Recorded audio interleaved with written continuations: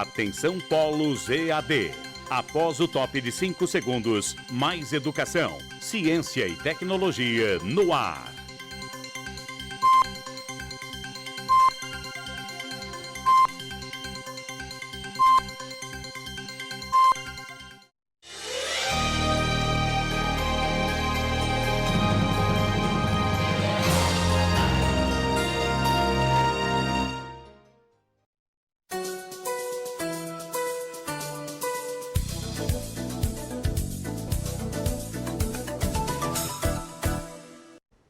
Bom dia, estamos de volta a mais uma aula de gestão de educação escolar. Na última aula nós estudamos as responsabilidades do sistema educacional, responsabilidades do município, dos estados da União, né? Nós entendemos como funciona, né, o papel de cada um. Nós estudamos também os paradoxos que refletem aí na nossa gestão democrática. Nós também estudamos qual é o papel do funcionário nesse sistema de gestão. Na unidade 3, a gente vai aprofundar mais como se faz isso na prática. A gente vai entender o processo de operacionalização dessa gestão. Então, vamos agora para a unidade 3. Então, gestão democrática da escola pública. Concepções e implicações legais e, como eu falei, operacionais. Vamos ver, vimos aqui uma imagem de participação, de reunião, que reflete aí a nossa questão da gestão democrática. Começando falando dos artigos 14 da lei, do nosso LDB, de Lei de Diretrizes e Bases da Educação Nacional, e o artigo 22 do Plano Nacional de Educação, PNE, que indica que os sistemas de ensino definirão as normas da gestão democrática do ensino público na educação básica, obedecendo, claro, aos princípios da participação das comunidades escolares e locais em conselhos escolares. Isso quer dizer o seguinte, nós temos um sistema do Estado, né, eles vão definir, né, como vão funcionar, mas também tem que obedecer o principal princípio, que é da participação das comunidades, dos pais, né, dos professores. Então, nosso sistema define, né, no sistema educacional estadual, municipal define como funciona esse sistema dentro da escola, mas tem que obedecer, claro, o princípio da participação de todos. Devemos deixar bem claro, nesse próximo slide, que democracia na escola, por si só, vou até marcar, por si só, não tem significado. Ela só faz sentido se estiver vinculada a uma percepção de democratização da sociedade. Então, não adianta falarmos em democracia na nossa escola se nós, enquanto sociedade, não entendermos que a democracia é fundamental para o nosso convívio, para o nosso cotidiano. A nossa participação como um cidadão. Então, como a gente pode falar de democracia dentro da escola, se nós, enquanto cidadãos, não nos entendemos, né, não nos colocamos nesse sistema. Se a gente não estiver participando de forma ativa enquanto cidadão. Nós estamos aí dentro de um processo de eleição, nós estamos aí perto das eleições. Então, e você como cidadão? Como é que você está se colocando nesse processo? Será que você está analisando os candidatos? Será que você está tentando conhecer mais, tentando participar mais, né, para que você não use só o voto apenas como uma obrigação? Então, a gente tem que ter essa concepção enquanto cidadão para que a gente possa realmente fazer democracia dentro da escola. Então, vamos aqui para o slide. Nesse momento, faz-se necessário se destacar os seguintes conceitos. A gente está falando de gestão democrática, vamos falar o conceito de gestão. É a forma de planejar, organizar, dirigir, controlar e avaliar um determinado projeto. Veja bem, um determinado projeto. A gente tem aqui uma meta, uma ação a ser definida. Sinônimo de administração, que a gestão visa a racionalização de recursos materiais, recursos humanos e tem por meta o alcance de determinada finalidade, como eu falei. A gente tem aí um objetivo ao ser alcançado. E a gestão escolar, que é uma forma diferente de gestão. É uma forma de organizar o trabalho pedagógico que implica visibilidade de objetivos e metas dentro da instituição escolar. Implica a gestão colegiada de recursos materiais e humanos, planejamento de suas atividades, distribuição de funções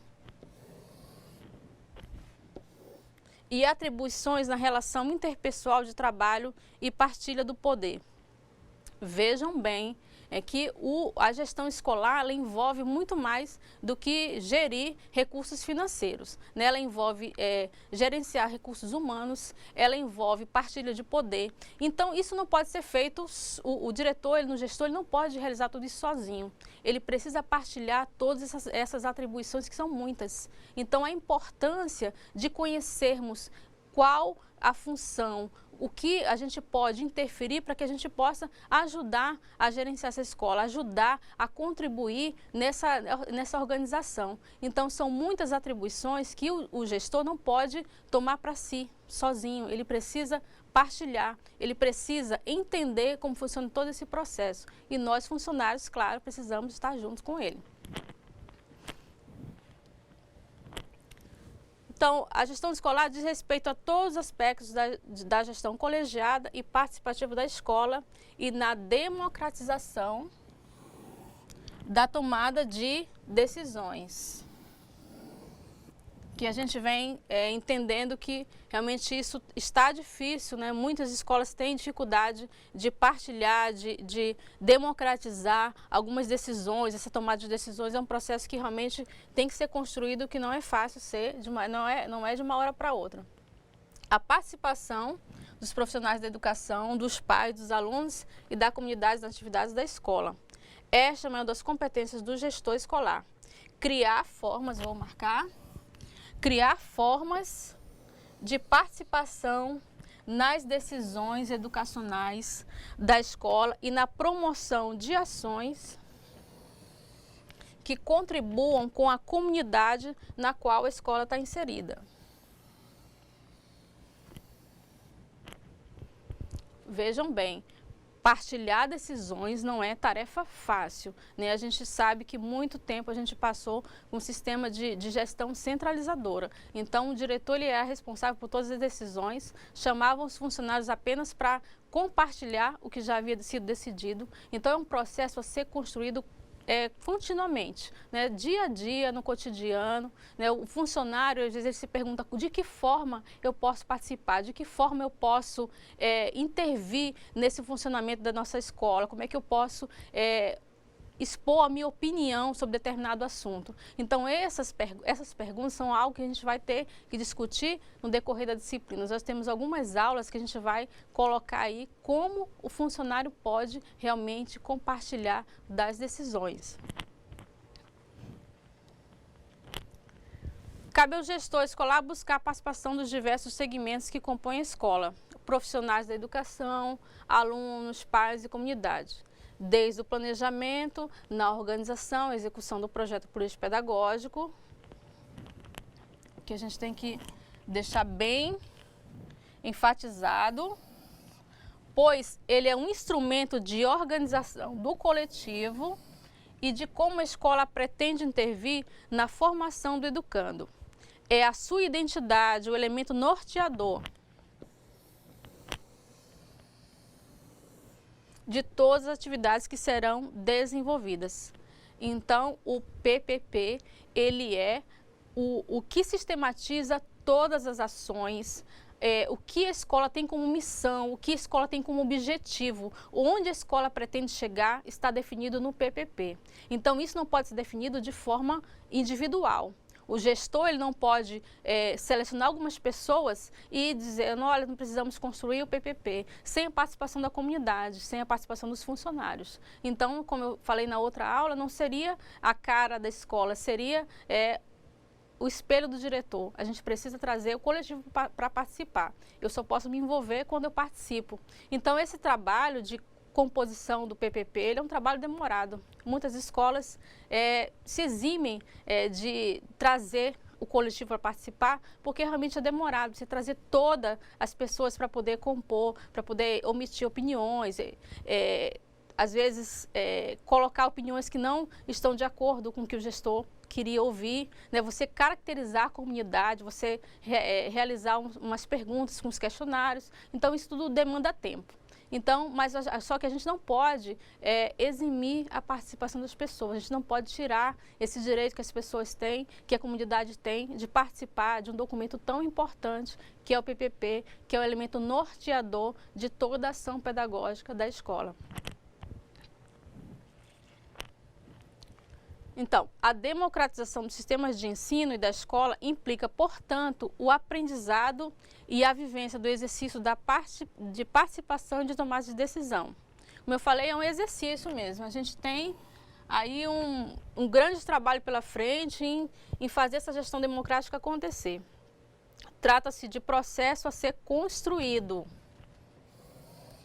coletivamente, que deve considerar a realidade de cada sistema de ensino distrital, municipal, estadual ou federal, de cada escola, dos que nela trabalham, estudam, compartilhações, atividades e momentos culturais e políticos. Então, quando eu falei da questão de caracterizar a comunidade, então a construção do PPP, ele tem que levar em conta que comunidade eu tenho ao redor da minha escola, quem são os pais, né, dos alunos que frequentam a escola. Né, como eles são evangélicos, eles são católicos, eles são a maioria de zona urbana, rural, isso tem que ser levado em conta, porque a gente realiza eventos, a gente realiza palestras, a gente realiza seminários, a gente realiza reuniões, então eu preciso saber a que público eu me direciono. Então, o diretor, o gestor, ele tem que ser um líder que estimule essa caracterização, esse conhecimento da comunidade para poder ser construído um projeto que realmente reflita os anseios da comunidade que está em volta da minha escola. Temos que deixar claro que é fundamental compreender que esse processo não se efetiva por decreto, portaria ou resolução, mas deve ser resultante, sobretudo, da concepção de gestão e da capacidade, por parte dos diferentes segmentos, de participação e de explicitar princípios voltados para o bem comum. Então, esse processo ele não vai ser construído, ele não vai ser determinado por decreto, por resolução. Você tem na lei garantido a gestão democrática, a eleição de direção de escola, de gestor de escola, mas isso aí não por si só, ela não vai validar a gestão democrática dentro da sua escola. Você precisa ter claro essa concepção de democracia, você precisa ter claro que você pode participar, sim, da gestão da escola. Então, o decreto, por si só, ele não vai resolver o problema de uma escola centralizadora, de uma gestão centralizadora. É preciso você realmente entender que você pode contribuir, sim, para uma gestão mais democrática. Então, vamos aqui para o projeto político-pedagógico, o instrumento norteador aqui das ações da escola, das ações pedagógicas. O projeto político-pedagógico, como instrumento de organização da escola, deve ser fruto de pesquisa sobre a realidade escolar, como já foi falado, e uma reflexão acerca das diferentes concepções de sociedade, educação e escola existentes entre os participantes, ou seja, entre os funcionários, pais, né, alunos, o próprio gestor. Então, o Veiga ele trouxe para a gente essa definição de projeto político-pedagógico que realmente engloba todas as ideias, tudo que a gente tem realmente para saber, para conhecer sobre o PPP. O projeto político-pedagógico é o resultado das discussões para definir ações e os caminhos a serem construídos com o envolvimento e a responsabilidade de todos que fazem parte da instituição escolar.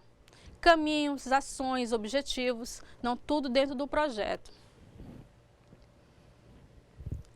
A partir do momento em que a escola consegue, no coletivo, construir e realizar seu projeto político-pedagógico, exercita a democracia e a autonomia política e pedagógica, propiciando uma educação de qualidade. Vamos grifar, destacar essa palavra aqui, autonomia. A gente tem dois instrumentos fundamentais dentro da escola, que é o regimento interno e o PPP. Essa autonomia só pode ser realmente construída se você tiver esses dois instrumentos bem definidos. Você pode realmente realizar o seu sistema de recuperação, o seu modo de recuperação dentro da escola, como a escola deseja, de acordo com a sua realidade. Você pode criar mecanismos de aprendizagem, você pode criar instrumentais, desde que você tenha bem claro definido esses objetivos dentro do PPP. Então, essa autonomia realmente é difícil. A gente se desvincular de um sistema que diz que a gente tem autonomia, mas define algumas coisas que você acha que a escola não tem nada a ver com a escola. Então, essa autonomia ela é construída. Você pode buscar, se você acha que a sua escola o aluno realmente tem mais aprendizagem com a recuperação semestral, com a recuperação bimestral, ou se a sua escola realmente, não, eu acho que a recuperação final, ela se enquadra melhor dentro dos objetivos da minha escola, então você pode definir isso dentro do regimento interno, dentro do PPP. Mas você precisa deixar isso bem claro para a Secretaria de Educação, para que você possa realmente expor de que forma o aluno vai atingir aquela aprendizagem. Então, a autonomia tem que ser construída, mas ela tem que ser muito bem elaborada para que as pessoas que estão ali recebendo aquela informação entendam e compreendam como funciona. Então, a construção coletiva do projeto político-pedagógico, à medida que envolve todos os atores do cenário educacional, é um aprendizado da gestão democrática e participativa, pois a democratização implica, portanto, compreender a cultura da escola e dos seus processos, bem como articulá-los com as relações sociais mais amplas. Então, muitas vezes a gente não conhece, então a gente vai repetindo sempre conhecer a realidade do entorno ali da escola, das pessoas que fazem parte, que frequentam, dos atores, e isso é fundamental, porque a gente às vezes não respeitando a cultura da comunidade, a gente pode criar algumas situações constrangedoras. Então, é fundamental que o gestor conheça o seu entorno, conheça os atores fundamentais que fazem parte do processo de ensino-aprendizagem, mas também não só a comunidade externa, mas principalmente a comunidade interna, para que ele possa expor dentro do projeto ações que realmente vão favorecer aquele engrandecimento daquelas pessoas que são definitivas, são fundamentais dentro do processo.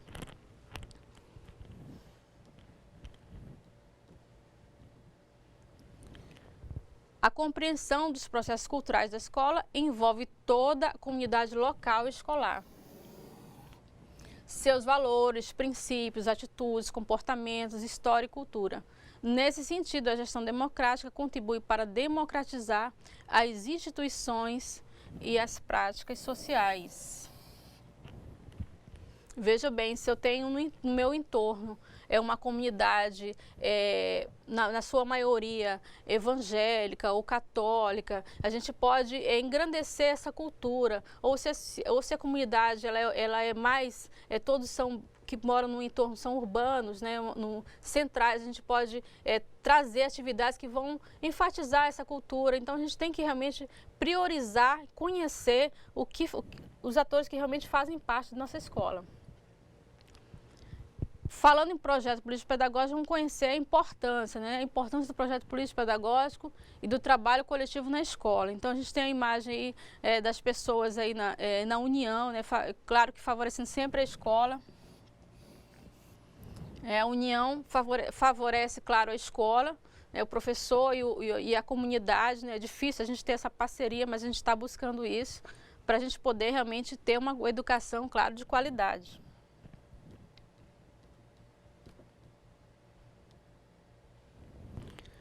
O projeto político-pedagógico deve se constituir na referência norteadora de todos os âmbitos da ação educativa da escola. Por isso, a elaboração requer, para ser expressão real de um projeto coletivo, a participação de todos aqueles que compõem a comunidade escolar. Precisamos produzir um projeto que diga não apenas o que a escola é hoje, mas também aponte para o que pretende ser. Essa construção exige método, organização e sistematização. Por isso é tão difícil a gente, às vezes, construir um PPP com a participação de todos.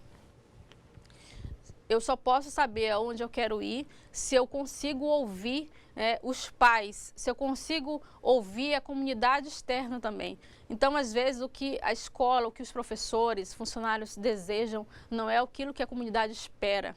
Nós temos escolas que elas priorizaram o ingresso do aluno na universidade. E a comunidade abraçou essa causa e a escola compõe-se de todo esse objetivo, todos unidos nesse objetivo, introduzir, levar o aluno a frequentar o ensino superior, a educação superior federal. Então, a prioridade é essa. Dentro da escola, trabalha-se em função principalmente disso. Então, ouviu-se a comunidade, ouviu-se os professores, ouviu-se os alunos. E a minha comunidade, a minha escola, qual é a prioridade? Qual é a prioridade? Será a formação geral do indivíduo ou o ingresso do aluno numa faculdade? Ou talvez seja uma formação mais específica no campo técnico? Isso depende do que a minha escola, onde a minha escola quer chegar. Isso só pode ser definido se eu ouvir todos os participantes, todas as pessoas que fazem parte do processo. Então, isso é demorado, claro, que reúne entrevistas, reuniões. Isso, para ser colocado no papel, demanda tempo, mas com certeza o resultado ele é bem grandioso, porque as pessoas se envolvem, as pessoas se sentem valorizadas.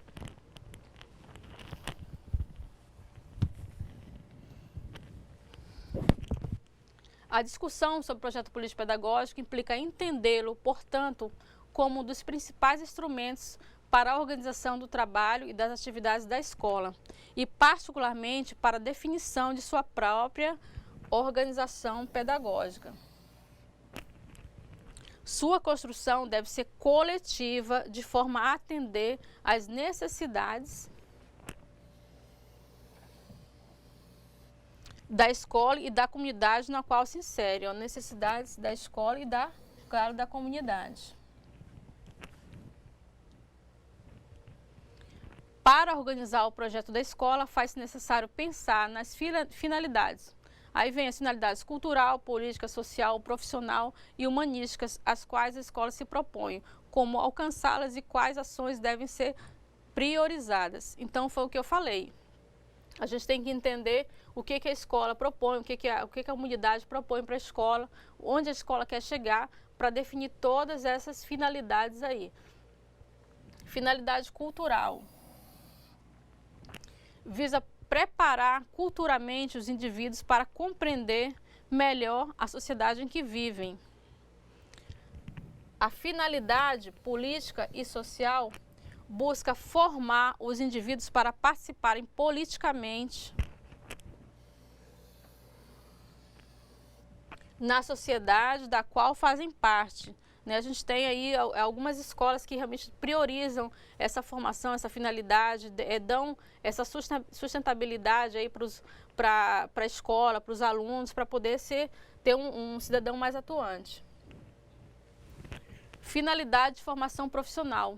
Propõe-se preparar o estudante para a compreensão do papel do trabalho na sua formação. Finalidade humanística tem como objetivo formar o estudante integralmente. E eu vou perguntar a vocês, qual é a finalidade da sua escola? Qual de todas essas finalidades que foram citadas aí, o que a sua escola se propõe? Como o aluno, ao sair da sua escola, deve estar preparado? Ela engloba todas as finalidades, ela dá prioridade a uma. Então, você sabe qual é a finalidade? Você, enquanto funcionário, você teve acesso ao PPP, você participou da elaboração? Então, essas são perguntas fundamentais. Com certeza, vocês devem estar comentando aí com o colega do lado. Alguns participaram, outros, às vezes, só contribuíram aí na finalização. Então, esse processo, realmente, como eu falei, demorado, lento, requer muito trabalho, mas quando a gente não participa, a gente se sente mesmo excluído.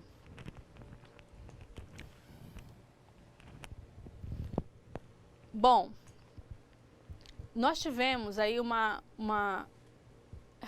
rápida, digamos, de comentário sobre o PPP.